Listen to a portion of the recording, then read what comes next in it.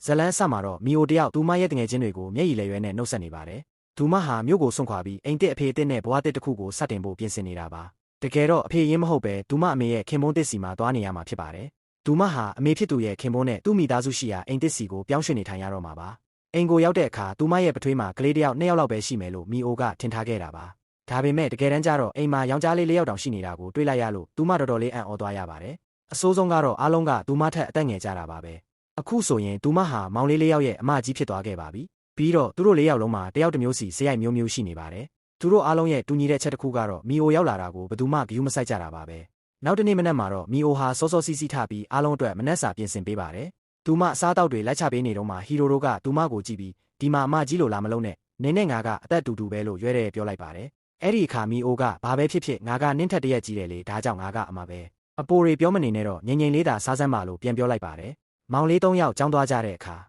မီအိုဟာအခန်းထဲကနေဘသူ့အတွက်မှတကားမဖွင့်ပေးပဲအမြဲအောင်းနေတတ်တဲ့ရှို့ဝက်ချက်များတဲ့မောင်လေးယူရိုရဲ့အခန်းစီကိုမနက်စာလေးယူပြီးရှောက်သွားပါတယ်။သူမတကားကိုအချိန်ချင်းခောက်ပေမဲ့ဘာတန်မှပြန်မကြားရပါဘူး။ဒါနဲ့ပဲနောက်ဆုံးတော့သူမလည်းမျောလင်းချက်ပြတ်သွားပြီးတကားရှိမှပဲမနက်စာလေးချထားခဲ့ပြီးကြောင်းသွားဖို့ထွက်လာခဲ့ပါတယ်။လမ်းမှာတော့တိုက်ဆိုင်ဆိုင်ပဲသူမရဲ့မောင်လေးတယောက်ဖြစ်တဲ့ဟီရိုရိုနဲ့ဆုံမိသွားပါတယ်။အဲ့ဒီအချိန်မှာပဲကျောင်းကလူတွေကသူတို့2ယောက်ကိုအတူတူမြင်သွားပြီးမိကုန်းတွေလိုက်မေးမှစိုးရိမ်တာကြောင့်ဟီရိုရိုကသူမရဲ့လက်ကိုဆွဲပြီးလူမမြင်အောင်အမြန်ဆွဲခေါ်သွားပါတယ်။ကျောင်းဆင်းတဲ့အခါမောင်လေးတွေနဲ့အတူအိမ်အတွက်လိုအပ်တာလေးတွေဝယ်ဖို့စူပါမားကတ်ကိုဝင်ခဲ့ကြပါတယ်။အဲ့ဒီမှာဆိုတာကသူ့အကိုဟီရိုရိုကိုငါတို့အမအစ်ကိုကျောင်းမှာတငယ်ချင်းတွေရအောင်ကူညီပေးတင်တယ်လို့အကြံပေးပါတယ်။ဒါပေမဲ့အကိုဖြစ်သူဟီရိုရိုကတော့ပခုံးတွန့်ပြီးကိုကိစ္စကိုပဲကြည်စမ်းပါသူကအယူမှလည်းဖြစ်နိုင်တာပဲလို့ပြောလိုက်ပါတယ်။ညနေအိမ်ပြန်ရောက်တဲ့အခါမီအိုကအားလုံးအတွက်ညစာပြင်ဆင်ပေးပါတယ်။ကောင်လေးတွေကတော့သူတို့ပကံကိုစီယူပြီးအခန်းထဲမှာပဲသွားစားကြပါတယ်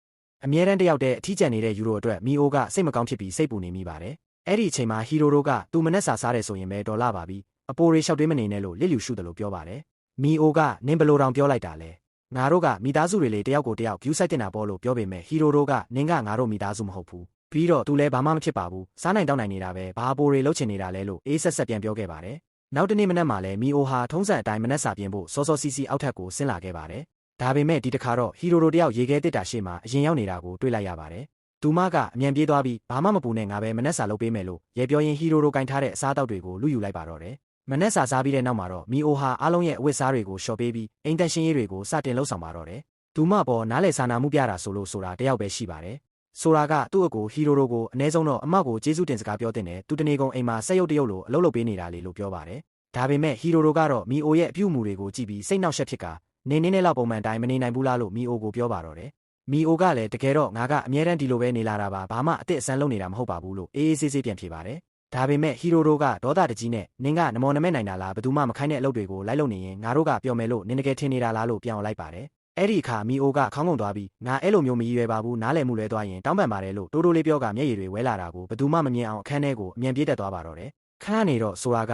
ဟီရိုရိုကိုစားလာတောင်းပန်ပါတယ်။ဟီရိုရိုကအမပေါ်ခက်ကြမ်းကြမ်းဆက်ဆံပြီးရင်တောင်းပန်ပါတယ်နော်။ကျွန်တော်တို့မှာအမဆိုတာတခါမှမရှိခဲ့ဘူးတော့သူဘယ်လိုဆက်ဆံရမလဲဆိုတာမသိလို့ပါပြီးတော့အမေဆုံးသွားကြတဲ့ကသူကပဲအားလုံးကိုကာကွယ်ပေးရမယ်ဆိုတဲ့တာဝန်ကိုယူထားခဲ့ရတာသူကအရာရာကိုရင်ထဲမှာပဲအောင်ဤသိသိထားတတ်လို့ပါလို့ရှင်းပြပါတယ်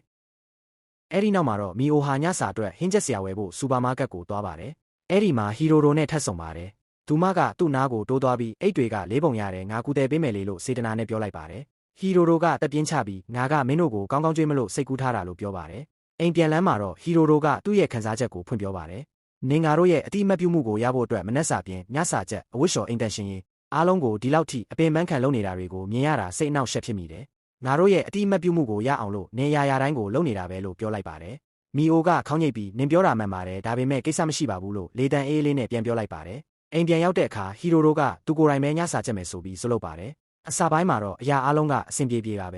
ဒါပေမဲ့ဒဲအိုးတွေကအစားအသောက်တွေကိုလန့်လိုက်တဲ့အချိန်မှာတော့မတော်တဆတူးသွားပါတော့တယ်သူကရှက်ရှက်နဲ့ပဲငါမီးပိုချောင်နဲ့ဝင်မိတာမှားသွားတယ်ဒီညတော့ညစာငက်ပြီလို့အားလုံးကိုပြောလိုက်ပါတယ်ဒါပေမဲ့မီအိုကချက်ချင်းပဲပြုံးလိုက်ပြီးတူးတဲ့ဘက်ကိုလန့်ထားပြီးတခြားတစ်ဖက်ကိုစားလိုက်ရင်ရတာပဲငါတို့မမြင်ချင်းအောင်ဆောင်ပေးကြတာပေါ့လို့ပြောကမောင်လေးတွေကိုဝိုင်းစားဖို့ဆွလိုက်တိုက်တွန်းပါတော့တယ်အဲ့ဒီမြင်ကွင်းတွေကိုတော့ယူရိုကအဝေးကနေဘယ်သူမှမသိအောင်တိတ်တိတ်လေးကြည့်နေခဲ့ပါတယ်နောက်ဆုံးတော့သူလည်းပြင်းလာတာနဲ့သူ့အခန်းထဲပဲပြန်ဝင်သွားပါတယ်နောက်တနေ့မှာတော့မီအိုကမောင်လေးတွေကိုစုလိုက်ပြီးငါတို့အားလုံးအားနေကြတာပဲနွေရာသီကျောင်းပိတ်ရက်မှာခီးတစ်ခုခုအတူတူသွားကြမလားဒါကမိသားစုလိုက်ပထမဆုံးသွားမဲ့အားလက်ရဲ့ခီးစဉ်လေးဖြစ်မှာနော်လို့ဝမ်းသာအားရပြောလိုက်ပါတယ်ဒါပေမဲ့အကြီး3ယောက်လုံးကဒူမကိုချက်ချင်းပဲညှင်းလိုက်ကြပါတယ်အငယ်ဆုံးလေးရင်တောင်မအားနာနာနဲ့ပဲသူကအလုံများလို့ပါဆိုပြီးပြေးသွားပါတော့တယ်မီအိုကတက်ပြင်းချရင်အပေါ်ထက်ကလူဆိုးလေးယူလိုပဲမျောလင်းချက်ရှိတော့တာပဲလို့တယောက်တည်းရေရွတ်လိုက်ပါတယ် ယူရိုကဘသူနဲ့မှစကားမပြောတာကြောင့်သူမကစာလေးတစ်ဆောင်ရေးပြီးတကားအောက်ကနေထိုးပေးလိုက်ပါတယ်ဒါပေမဲ့ခန့်နေတော့စာရွက်ကပြန်ထွက်လာပြီးအဲ့ဒီအပေါ်မှာမဖြစ်နိုင်ဘူးဆိုတဲ့စာလုံးလေးရေးထားပါတယ်မီအိုလဲဇဝေးဇဝါနဲ့အောက်ထပ်ဆင်းပြီးယူရိုဘာဖြစ်လို့အခန်းအောင်နေရတာလဲဘာတွေဖြစ်နေတာလဲလို့သူမရဲ့မောင်လေးတွေကိုမေးပါတယ်သူမကယူရိုရဲ့မျက်နှာကိုတော့မမြင်ဘူးသေးဘူးလို့ပြောတဲ့အခါမောင်လေးတွေကအဲ့ဒါသူနဲ့ငါတို့ကြားကကိစ္စပါသူ့ကိုတော့သွားပြီးမနှောက်ယှက်ပါနဲ့လို့ပဲပြန်ဖြေကြပါတယ်နောက်တနေ့မှာတော့မီအိုဥယျာဉ်ထဲမှာအလုံးလုံးနေတုန်းနေပူရှင်ပြင်းတာကြောင့်မူးလဲသွားပါတယ်သူမပြန်နိုးလာတဲ့အခါမှာတော့အိမ်ထဲမှာပန်ကာလေးနဲ့အေးအေးဆေးဆေးရှိနေတာကိုတွေ့လိုက်ရပါတယ်တယောက်ယောက်ကသူမရဲ့နဖူးပေါ်မှာရေဆိုနေရဲ့အဝတ်လေးတင်ပေးထားတာတွေ့ရပြီးမီအိုတယောက်အံ့ဩသွားပါတယ်တကယ်တော့ဒါတွေကိုယူရိုကလုပ်ပေးထားတာပါမီအိုလည်းပထမဆုံးအကြိမ်ယူရိုကိုမြင်လိုက်ရတာကြောင့်အံ့ဩသွားပြီးနင်ကအားလုံးပြောနေကြတဲ့ယူရိုဘော့ဆိုပြီးမေးလိုက်ပါတယ်ဒါပေမဲ့ယူရိုကလူမားနေပြီလို့ပြက်ပြက်သားသားညင်းပြီးအပေါ်ထက်ကိုချက်ချင်းပြေးတက်သွားပါတော့တယ်ဒါပေမဲ့မီအိုကတော့အဲ့ဒီလောက်နဲ့အလျှော့မပေးပါဘူးသူမကတောက်ဆရာတချို့ကိုယူပြီးသူ့နောက်ကိုလိုက်သွားပါတယ်သူတကားပြန်ဖွင့်လိုက်တဲ့အချိန်မှာပဲမီအိုကသူတကားမပိတ်နိုင်ခင်အခန်းထဲကိုအမြန်စွတိုးဝင်လိုက်ပါတယ်သူမကအခန်းထဲလျှောက်ကြည့်ပြီးစကားတွေလိုက်ပြောနေပါတယ်နောက်ဆုံးမှာတော့ယူရိုကစောစောကကိစ္စအတွက်ကျေးဇူးတင်ခြင်းလို့ဆိုရင်မလိုပါဘူးငါဘာမှထူးထူးခြားခြားမလုပ်ပေးခဲ့ဘူးတကယ်တော့ငါကသူ့ရဲဘောကြောင့်နဲ့လူပါလို့အေးအေးဆေးဆေးပြောလိုက်ပါတယ်ပြီးတော့သူကတုံရင်နေတဲ့အတန်နဲ့သူကတစိမ့်တွေနဲ့စကားပြောရမှာကိုအရန်ကြောက်တာကြောင့်မီအိုမူးလဲနေတဲ့အချိန်မှာတော့လူနာတင်ကမခေါ်ပေးနိုင်ခဲ့ဘူးလို့ဝန်ခံပါတယ်သူမရဲ့အခြေအနေကတကယ်စိုးရိမ်ရပြီးဆေးရုံသွားဖို့လိုအပ်နေတာတောင်သူဘာမှမလုပ်နိုင်ခဲ့ပါဘူးအားလုံးပြောကြသလိုပဲ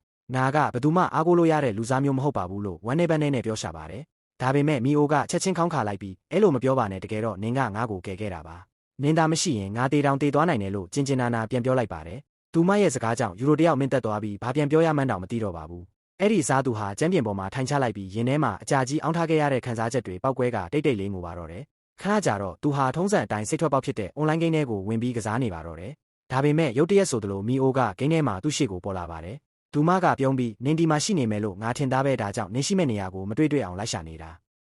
ဟုတ်တယ်ဒါကငါတို့တကယ်တမ်းပထမဆုံးဆုံကြတာပဲတကယ်ဆိုငါတို့ဆုံတင်တာကြာလာပါပြီလို့ပြောလိုက်ပါတော့တယ်ပြီးတော့သူမကတကယ်တော့ငါကနင့်ရဲ့အမဖြစ်ရမှာလေဒါကြောင့်ငါတို့တငယ်ချင်းတွေဖြစ်ကြမလားလို့မေးလိုက်ပါတယ်သူတို့နှစ်ယောက်ဟာဂိမ်းထဲမှာတင်စကားတွေအကြာကြီးပြောဖြစ်ခဲ့ကြပါတယ်မီအိုကသူမကြောင့်ယူရိုစိတ်နှောက်ယှက်ဖြစ်သွားမလားလို့စိုးရိမ်မိပေမဲ့ယူရိုကတော့သူကလူတွေနဲ့အပြင်မှာနီးနီးကပ်ကပ်ရှိနေရရင်စိတ်လှုပ်ရှားပြီးကြောက်ရွံ့တတ်တာကြောင့်ဒါဘယ်သူနဲ့မှစကားမပြောတာဖြစ်ကြောင်းပြန်ပြောပြပါတယ်ယူရိုကငါတခုခုမှပြောမိပြီးသူတို့ကိုစိတ်ဆိုးအောင်လုပ်မိမှာကြောက်လို့ပါလို့ရှင်းပြပါတယ်အဲ့ဒီအချိန်မှာပဲဟီရိုတို့အိမ်ပြန်ရောက်လာပေမဲ့အင်ကြီးကထူးထူးခြားခြားတိတ်ဆိတ်နေတာကိုတွေ့လိုက်ရပါတယ်သူလည်းတီးကျင်စိတ်နဲ့အပေါ်ထက်တက်ပြီးမီအိုရဲ့အခန်းတကားကိုခောက်လိုက်ပါတယ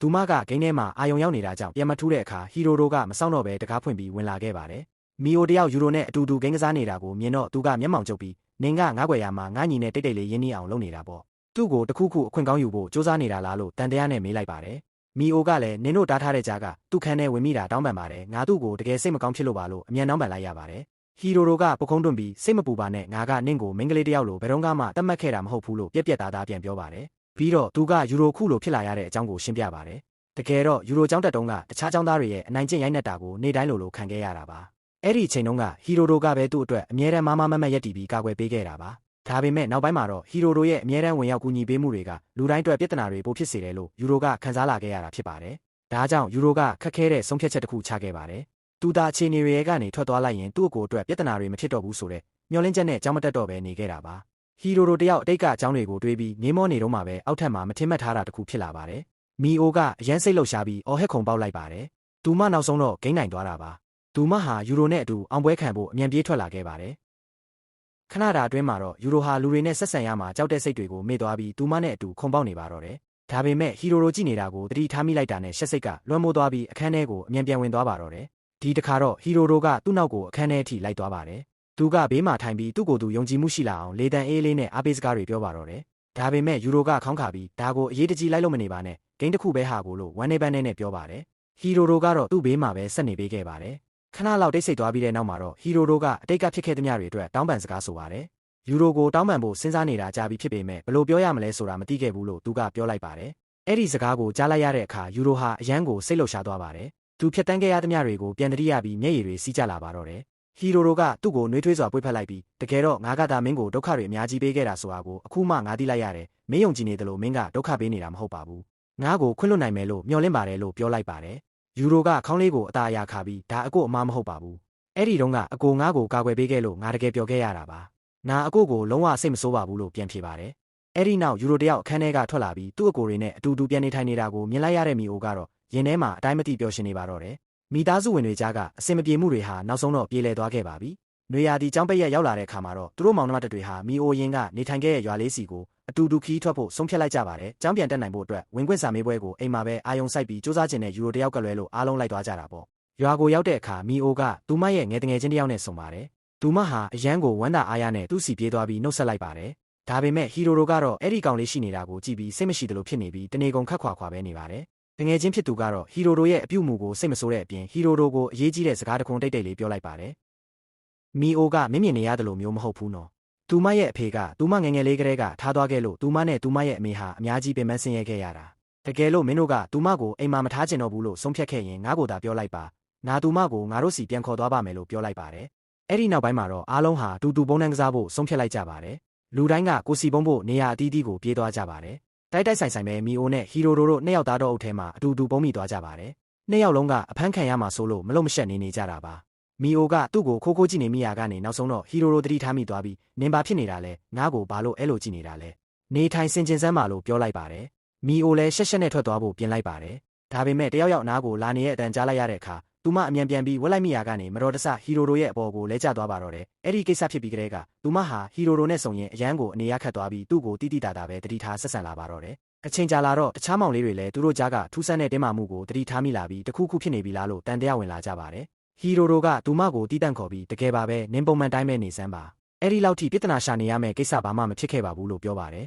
်ဒါပေမဲ့မီအိုကတော့အဲ့ဒီလိုမမြင်ပါဘူးအချိန်တွေကြာလာတာနဲ့အမျှသူမဟာဟီရိုရိုပေါ်တန်ရောစင်တွေစတင်တွေ့တာလာမိပြီးအဲ့ဒါကိုဝန်ခံဖို့လည်းအရန်ကြောက်နေတာပါဒီနေ့မှာတော့ဆိုတာကသူမစီချင်းကပ်လာပြီးအမဟီရိုရိုကိုချစ်နေတဲ့အကြောင်းဝန်ခံဖို့အစီအစဉ်ရှိလားလို့တိုက်ရိုက်ကြီးမေးလိုက်ပါတယ်မီအိုကတက်ပြင်းချရင်ငါကအခုနင်တို့ရဲ့အမဖြစ်နေပြီလေငါသာသူ့ကိုတကယ်ချစ်မိသွားရင်ဘာတွေဆက်ဖြစ်လာမလဲဆိုတာတော့မတွေးရဘူးပြီးတော့ငါတို့အားလုံးဝိုင်းကူညီပေးလို့ယူရိုတယောက်လည်းအပြင်လောကထဲပြန်ထွက်လာနိုင်ပြီးစာတွေပြန်စူးစမ်းနေပြီလေငါရဲ့မစင်မကျင်ဆုံးဖြတ်ချက်တစ်ခုကြောင့်အရာအလုံးကိုအပြည့်အစည်းမခံနိုင်ဘူးလို့ပြောလိုက်ပါတယ်ဒူမဟာအားမလို့အားမရပြုံးလိုက်ရင်ဘာပဲဖြစ်ဖြစ်အခုလိုလေးပဲငါပြောပါတယ်နင်တို့အားလုံးကိုဂယူးဆိုင်ပေးနေရတာနဲ့တင်ငါအတွက်လုံလောက်ပါပြီလို့ထပ်ပြောခဲ့ပါတယ်လာအနှဲငယ်ကြာပြီးတဲ့နောက်မှာတော့ခရစ်စမတ်ပွဲတော်ရောက်လာပါတယ်မိသားစုတစုလုံးအင်ကိုအလှဆင်ဖို့နဲ့အစားအသောက်တွေပြင်ဆင်ဖို့အတွက်စုယုံနေကြပါတယ်ပျော်စရာကောင်းတဲ့ပတ်ဝန်းကျင်ဖြစ်နေပေမဲ့မီအိုကတော့အရန်ကိုစိတ်လှုပ်ရှားနေတာတိတာနေပါတယ်ဟီရိုရိုကတတိထားမိသွားပြီးသူမရဲ့အနားကိုရှောက်လာကတန်တရားမျက်လုံးတွေနဲ့ကြည့်ပြီးနင်တခုခုကိုဖုံးကွယ်ထားသလိုပဲအဲ့ဒါကိုပြောဖို့လဲကြောက်နေတယ်မလားလို့တိုးတိုးလေးမေးလိုက်ပါတယ်ဒါပေမဲ့မီအိုကချက်ချင်းပဲညှင်းလိုက်ပြီးမဟုတ်ပါဘူးဒါကနင်းနဲ့လုံးဝမဆိုင်တဲ့ကိစ္စပါလို့ပြန်ပြောလိုက်ပါတယ်ဟီရိုရိုကပုတ်ခုံးတွတ်လိုက်ပြီးကောင်းပြီလေဒါဆိုရင်အရင်ဆုံးဒီစာသုံးမုံတွေလောက်တာကိုငါကူညီပေးမယ်ပြီးမှနင်ပြောတဲ့ငါနဲ့မဆိုင်ဘူးဆိုတဲ့ကိစ္စအကြောင်းကိုဆက်ပြောကြတာပေါ့လို့ပေါ့ပေါ့ပါပါပြန်ပြောလိုက်ပါတယ်မီအိုဟာတက်ပြင်းတစ်ချက်ချလိုက်ပြီးရုတ်တရက်အမှန်တိုင်းဖွင့်ပြောချလိုက်ပါတော့တယ်သူမကကောင်းပြီလေငါတဲ့ပဲပြောတော့မယ်ငါနင့်ကိုချစ်တယ်လို့ဖွင့်ပြောလိုက်ပါတော့တယ်ဟီရိုရိုတယောက်မင်းသက်သွားပြီးနေပါဦးတကယ်ကြီးလားနင်ငါကိုချစ်တယ်ပေါ့ငါကိုစဉ်းစားဖို့အချိန်နည်းပေးပါပြီးမှငါဖြေပေးမယ်လို့ပြောလိုက်ပါတယ်အဲ့ဒီအချိန်ကစားပြီးဟီရိုရိုဟာနေရောညပါအဲ့ဒီကိစ္စကိုပဲထိုင်စဉ်းစားနေပါတော့တယ်စိတ်ထဲမှာဟိုတွေးဒီတွေးနဲ့အချိန်ချင်းချင်းပြီးတဲ့နောက်မှာတော့နောက်ဆုံးမှာသူဆုံးဖြတ်ချက်တစ်ခုချလိုက်ပါတယ်သူမီယိုစီသွားပြီးဒါကိုဘယ်လိုပြောရမလဲငါတကယ်မသိဘူးဒါပေမဲ့ငါတစ်ချိန်လုံးစဉ်းစားနေခဲ့တာပါငါနင့်ရဲ့ခံစားချက်ကိုမထိခိုက်စေချင်ဘူးအမှန်တိုင်းပြောရရင်တော့ဒါကမဖြစ်နိုင်ဘူးလို့ငါထင်တယ်ငါကနင့်ကိုမိသားစုဝင်တယောက်လိုပဲမြင်နိုင်တာပါဒါကြောင့်နင်းစိတ်မဆိုးဖို့မျှော်လင့်တယ်လို့ငါတို့ကြားကပတ်သက်မှုတွေလည်းမပြောင်းလဲစေချင်ဘူးလို့တေချာလေးပြောပြပါတယ်မီအိုကဟန်ဆောင်ပြုံးပြလိုက်ပြီးရပါတယ်ကိစ္စမရှိပါဘူးငါလည်းပြန်စဉ်းစားကြည့်တော့ဒါကအဆင်မပြေနိုင်ဘူးဆိုတာသိလိုက်ရပါတယ်ငါအတွက်အချိန်ပေးပြီးစဉ်းစားပေးလို့ကျေးဇူးတင်ပါတယ်ငါတို့ကြားမှာဘာမှပြောင်းလဲသွားမှာမဟုတ်ပါဘူးမပူနဲ့နော်လို့အေးအေးဆေးဆေးပြန်ဖြေလိုက်ပါတယ်လာအတော်ကြာပြီးနောက်မှာတော့ယူရိုကျောင်းပြန်တက်ရမယ်ပထမဆုံးနေ့ရောက်လာပါတယ်မီအိုဟာယူရိုအတွက်အရန်ကိုအလေးတစိုက်ဂယူးဆိုင်ပေးနေပြီးယူရိုစိတ်မလှုပ်ရှားအောင်ကျောင်းထိလိုက်ဖို့ကအားပေးစကားတွေပြောပေးနေပါတယ်ဒါကိုကြည့်နေတဲ့ဟီရိုရိုကတော့စိတ်ထဲမှာတမျိုးကြီးဖြစ်ပြီးစိတ်မရှိသလိုခံစားနေရပါတယ်သူကသူ့ညီလေးတွေကိုတောင်မီအိုရဲ့အပြုအမူတွေကနောက်ဆက်တွဲပြဿနာတွေဖြစ်လာနိုင်တယ်ဆိုပြီးသွားသတိပေးခိုင်းပါသေးတယ်ဒါပေမဲ့ဆိုတာကဘာနောက်ဆက်တွဲပြဿနာမှမရှိပါဘူးယူရိုကမီအိုရဲ့ဂယူးဆိုင်မှုကိုအပြည့်ဝရနေလို့အကိုမနာလို့ဖြစ်နေတာမဟုတ်လားလို့ပွင့်ပွင့်လင်းလင်းပြန်ပြောလိုက်ပါတယ်အဲ့ဒီနေ့ကျောင်းဆင်းချိန်မှာမီအိုဟာယူရိုနဲ့အတူအိမ်ပြန်ဖို့စိတ်လှုပ်ရှားစွာပြေးထွက်လာပေမဲ့ဟီရိုရိုကသူမရဲ့ရှေ့မှာရုတ်တရက်ပေါ်လာပြီးတားလိုက်ပါတယ်သူကယူရိုကိုဂယူးဆိုင်တာနည်းနည်းများလုံးနေရလို့မထင်ဘူးလားလို့မေးလိုက်ပါတယ်မီအိုကလည်းမများပါဘူးငန်းလုံးသားတစ်ခုလုံးကသူ့ကိုဂယူးဆိုင်ဖို့ပဲအာယုံရောက်နေတာသူကျောင်းသွားကျောင်းပြန်တာလေးကိုပဲငါကစောင့်ကြည့်ပေးနေုံပါလို့ပြန်ဖြေပါတယ်သူမရဲ့စကားတွေကဟီရိုရိုကိုပို့ပြီးဒေါသထွက်စေပါတယ်ဟီရိုရိုကဒါဆိုအခုတော့နင်ကသူ့အကြောင်းပဲတွေးနေရတာပေါ့ဟုတ်လားလို့ဒေါသတကြီးအောင်ငေါက်လိုက်ပြီးငါမျက်စိရှိကနေအခုချက်ချင်းထွက်သွားစမ်းနင်ကတကယ်ကိုငတုံးမှာပဲလို့ပြောလိုက်ပါတယ်သူ့ရဲ့စကားလုံးတွေကြောင့်စိတ်ထိခိုက်သွားရတဲ့မီအိုဟာဘာမှပြန်မပြောဘဲတိတ်တိတ်လေးထွက်လာခဲ့ပါတယ်ယူရိုကမီအိုစိတ်မကောင်းဖြစ်နေတာကိုသတိထားမိပြီးအိမ်ပြန်လမ်းမှာဘာဖြစ်လို့လဲဆိုတာတောက်လျှောက်မေးနေပါတယ်သူမကတော့ဘာမှမဖြစ်ပါဘူးလို့ညှင်းဆိုနေပြီးတက္ကသိုလ်ဝင်ခွင့်စာမေးပွဲနီးနေလို့စိတ်လှုပ်ရှားနေတာပါလို့ပဲအကြောင်းပြပါတယ် ဒါပေမဲ့ယူရိုကတော့သူမရဲ့ရှင်းပြချက်ကိုမယုံပါဘူးအိမ်ရောက်တဲ့အခါယူရိုကငါခုထိတော့အားလုံးကိုရင်ဆိုင်နိုင်လောက်အောင်မတတ်မှသေးဘူးဒါပေမဲ့မကြခင်မှာပို့ပြီးတမလာစေရမယ်လို့ကတိပေးလိုက်ပြီးအမကိုဘယ်ရာကမှမထိခိုက်အောင်ငါကာကွယ်ပေးမှဖြစ်တယ်လို့အမကိုဒီလောက်ထိစိတ်မကောင်းဖြစ်အောင်လုပ်တဲ့လူကိုလည်းငါဘယ်တော့မှခွင့်မလွတ်ဘူးလို့အလေးနဲ့ပြောလိုက်ပါတယ်မီအိုကခက်ပြုံးပြုံးလေးနဲ့ပဲကျေးဇူးတင်ပါတယ်ယူရိုရဲ့အဲ့ဒီလိုကြားရတာငါတကယ်ကိုဝမ်းသာပါတယ်လို့ပြန်ပြောပါတယ်အဲ့ဒီအချိန်မှာဟီရိုတို့ကတော့ကျောင်းမှာတယောက်တည်းထိုင်ရင်းစိတ်ညစ်နေပြီးသူ့ကိုယ်သူတောင်နားမလည်နိုင်အောင်ဖြစ်နေပါတယ်တငယ်ချင်းတွေကဘာဖြစ်လို့လဲလို့မေးတဲ့အခါအရာအလုံးနောက်ကျသွားမှဘာလို့မီအိုရဲ့အကြောင်းတွေပဲတွေးနေမိလဲဆိုတာငါလည်းမသိတော့ဘူးသူမအကြောင်းကဘာလို့ငါခေါင်းထဲရောက်နေရတာလဲလို့သူကဆိုပါတယ်တငယ်ချင်းတယောက်ကရဲပြီးဒါကတော့ရှင်းနေတာပဲမင်းသူ့ကိုချစ်နေတာဖြစ်မှာပေါ့လို့ပြန်ပြောပါတယ်နောက်ပိုင်းဟီရိုတို့အိမ်ပြန်ရောက်တဲ့အခါမှာတော့မီအိုတယောက်ပင်ပန်းပြီးဆိုဖာပေါ်မှာအိပ်ပျော်နေတာကိုတွေ့လိုက်ရပါတယ်သူဟာသူမနားမှာခန့်ရက်ပြီးငါတကယ်သူမကိုချစ်နေတာလားဆိုပြီးကိုမေးခွန်းထုတ်နေမိပေမဲ့အဖြေရှာမရပဲထွက်လာခဲ့ပါတယ်ဟီရိုတို့မတိလိုက်တဲ့အချက်ကတော့ယူရိုဟာအိမ်ကိုပြန်ရောက်နေပြီဖြစ်ပြီးမီအိုရဲ့ဘေးမှာဟီရိုတို့ထိုင်နေတာကိုတိတ်တိတ်လေးမြင်သွားတာပါပဲယူရိုကဘာမှဝင်မပြောပေမဲ့နောက်တနေ့ကျောင်းမှာတော့ဟီရိုတို့ကိုတီးတန့်သွားတွေ့ပြီးအမှန်တမ်းပြောပါမီအိုပေါ်အကိုရဲ့ခံစားချက်ကဘာလဲလို့တိုက်ရိုက်မေးလိုက်ပါတော့တယ်ဟီရိုတို့ကတော့ဘာမှမရှိဘူးအဲ့ဒီအရက်ပုတ်ပုကောင်မလေးပေါ်မှာငါဘာခံစားချက်မှမရှိဘူးလို့အေးဆက်ဆက်ပြန်ဖြေခဲ့ပါတယ်ယူရိုကချက်ချင်းပဲဒေါသထွက်သွားပြီးသူမကိုအဲ့ဒီလိုမျိုးမပြောနဲ့သူမကအရန်ကျင်နာတက်တဲ့သူဖြစ်တယ်လို့ငါတို့အားလုံးကိုလည်းကူညီပေးခဲ့တာငါသာသူမထက်အသက်ပိုကြီးခဲ့ရင်ကောင်းမှာပဲလို့ပြောလိုက်ပါတယ်ဟီရိုတို့ကတော့မင်းလည်းသူမကိုချစ်နေတာပဲမဟုတ်လားဒါပေမဲ့မင်းကအဲ့ဒါကိုရှောင်ပြေးနေတာပဲမင်းကကိုယုံကြည်မှုမရှိတာပဲလို့ပြန်ပြောလိုက်ပါတယ်ယူရိုဟာဒေါသထွက်သွားပြီးဟီရိုတို့ရဲ့မျက်နှာဖူးယောင်သွားတဲ့အထိပြင်းပြင်းထန်ထန်ထိုးလိုက်ပါတော့တယ်နောက်ပိုင်းသူတို့အိမ်ပြန်ရောက်တဲ့အခါသူတို့ကြားကတင်းမာမှုကိုမီအိုကတတိထားမိသွားပြီးနင်တို့နှစ်ယောက်ဘာလို့ရန်ဖြစ်ကြတာလဲလို့မေးပါတယ်ဒါပေမဲ့ဟီရိုတို့ကရှင်းပြဖို့ညှင်းလိုက်ပြီးဒါငါတို့ချင်းဖြစ်တဲ့ကိစ္စပါငါတို့ဘာသာငါတို့ဖြေရှင်းလိုက်မယ်လို့ပြောပါတယ်အဲ့ဒီစားသူတို့ဟာအဲ့ဒီပဋိပက္ခကိုစိန်ခေါ်မှုတစ်ခုနဲ့အဆုံးသတ်ဖို့ဆုံးဖြတ်လိုက်ကြပါတယ်ကျောင်းကပြိုင်ပွဲတစ်ခုမှာရှင်ပြိုင်ကြပြီးအနိုင်ရတဲ့သူကရှုံးတဲ့သူကိုသူဖြစ်ချင်တဲ့တောင်းဆိုမှုတစ်ခုလုပ်ပိုင်ခွင့်ရှိမယ်လို့သဘောတူလိုက်ကြတာပါနောက်တနေ့မှာတော့သူတို့နှစ်ယောက်ဟာပြိုင်ပွဲမှာပါဝင်ရှင်ပြိုင်ကြပါတယ်မီအိုကတော့ဘေးကနေစိုးရိမ်တကြီးကြည့်နေပြီးဘသူ့ကိုအားပေးရမှန်းတောင်မသိအောင်ဖြစ်နေတာပါနောက်ဆုံးမှာတော့ပြိုင်ပွဲအတွင်းခြေထောက်ဒဏ်ရာရသွားပေမဲ့လည်းယူရိုကပဲအနိုင်ရသွားပါတယ်ဟီရိုတို့ကသူ့ကိုစေကန်နဲ့ခေါ်သွားပေးတဲ့အခါယူရိုကစောကငါလည်းမကြအောင်အကိုသာမကယ်ခဲ့ရင်အကိုပဲနိုင်မှာပါငါမီအိုကိုချစ်တယ်ဒါကြောင့်သူ့ကိုငါခံစားချက်တွေဝန်ခံတော့မယ်လို့တိုးလေးပြောလိုက်ပါတယ်ဟီရိုတို့ဟာဘာမှပြန်မပြောဘဲတိတ်ဆိတ်အဝတ်စားလဲပြီးထွက်လာခဲ့ပါတယ်ဒါပေမဲ့အိမ်ပြန်ရောက်တဲ့အခါမီအိုကအိမ်မှာရောက်နေတာကိုတွေ့ပြီးသူအံ့ဩသွားပါတယ်သူမကသူ့ကိုမြင်ချင်းပဲဘာလို့ဒီလောက်တောင်နောက်ကျနေတာလဲငါနင့်ကိုစောင့်နေတာယူရိုကသူနိုင်တဲ့အထိမ့်မှတ်အနေနဲ့ငါတို့နှစ်ယောက်ကိုအရသာရှိတဲ့ဟင်းပွဲတစ်ပွဲအတူတူချက်ပေးဖို့တောင်းဆိုထားတယ်လေနောက်မကြခင်ဈေးကိုအမြန်သွားကြရအောင်လို့ပျော်ရှင်းပြောလိုက်ပါတော့တယ်ဟီရိုတို့ကတော့ဖြစ်ပျက်နေတာတွေကိုလုံးဝနားမလည်နိုင်ပဲကြောင်အန်းနဲ့ရက်နေမိပါတယ်သူ့အုံနောက်တစ်ခုလုံးအေးခဲသွားတယ်လို့ခံစားနေရပေမဲ့နောက်ဆုံးတော့သူမခေါ်ရနောက်ကိုပဲပါသွားခဲ့ပါတယ်ဈေးကိုလမ်းလျှောက်သွားရင်းနဲ့သူတို့ဟာဟိုအကြောင်းဒီအကြောင်းတွေရှောက်ပြောဖြစ်ကြပါတယ်အဲ့ဒီအချိန်မှာပဲဟီရိုတို့ကသူအောင်ထားခဲ့ရတဲ့အမှန်တရားကိုရုတ်တရက်ဖွင့်ပြောချလိုက်ပါတော့တယ်မီအိုငါနင့်ကိုချစ်တယ်မိသားစုဝင်တယောက်လိုတည်းမဟုတ်ဘူးအဲ့ဒီထက်ပိုပြီးနင့်ကိုချစ်တာလို့ဖွင့်ပြောလိုက်ပါတယ်မီအိုကအံ့ဩသွားပြီးလမ်းလျှောက်နေရကနေရက်သွားပါတယ်ပြီးတော့မှသူမကပြုံးလိုက်ပြီးငါလည်းနင့်ကိုချစ်ပါတယ်ဟီရိုတို့ရဲ့လို့ပြန်ဖြေလိုက်ပါတယ်အဲ့ဒီနောက်မှာတော့သူတို့နှစ်ယောက်ဟာဘာမှမထူးခြားခဲ့တယ်လို့မျိုးလမ်းဆက်လျှောက်သွားကြပါတယ်ဟီရိုတို့ကကဲဒါဆိုရင်လည်းဟင်းချက်စရာတွေအမြန်သွားဝယ်ကြမယ်လေလို့တက်ကြော့ကြပြောလိုက်ပါတယ်ဒါပေမဲ့မီအိုကရဲပြီးဖြည်းဖြည်းသွားစမ်းမှာနင်းကလမ်းလျှောက်တာအယမ်းမြန်နေတယ်လို့ပြောတဲ့အခါသူကပြုံးဖြဲနဲ့ငါကပုံမှန်ပဲလျှောက်တာပါနင်းကအရက်ပိုနေတော့ငါခြေလမ်းကိုအမိလိုက်ဖို့ပြေးနေရတာလေမြန်ပြေးစမ်းပါလို့စားနောက်လိုက်ပါတော့တယ်သူတို့အိမ်ပြန်ရောက်တဲ့အခါမိသားစုအားလုံးဥယျာဉ်ထဲမှာစုယုံပြီးအကင်တွေအတူတူကင်စားကြပါတယ်သူတို့ဟာတညနေခင်းလုံးရေမောပျော်ပါရင်ဂိမ်းတွေကစားရင်းနဲ့တယောက်ကိုတယောက်အချိန်ပေးခဲ့ကြပါတယ်အဲ့ဒီအချိန်မှာသူတို့ရဲ့အမေကစူညံတန်တွေကြားလို့ထွက်လာပြီးအိမ်ကိုရှုပ်ပွားအောင်လုပ်နေကြတယ်ဆိုပြီးလာဆူပါတယ်မီအိုကလည်းပြုံးရှင်စွာနဲ့ပဲမောင်လေးတွေကိုစားတမီတောင်းပန်ပါတယ်နော်လို့အမြန်ပြောလိုက်ပါတယ်ဒီလိုနဲ့မိသားစုရဲ့ရေမောတန်တွေနှွေးထွေးမှုတွေနဲ့အတူဇလန်းလေးကအဆုံးသက်သွားပါတော့တယ်ကြည့်ရှုအားပေးကြသူတိုင်းကိုကျေးဇူးတင်ပါတယ်ဗျာ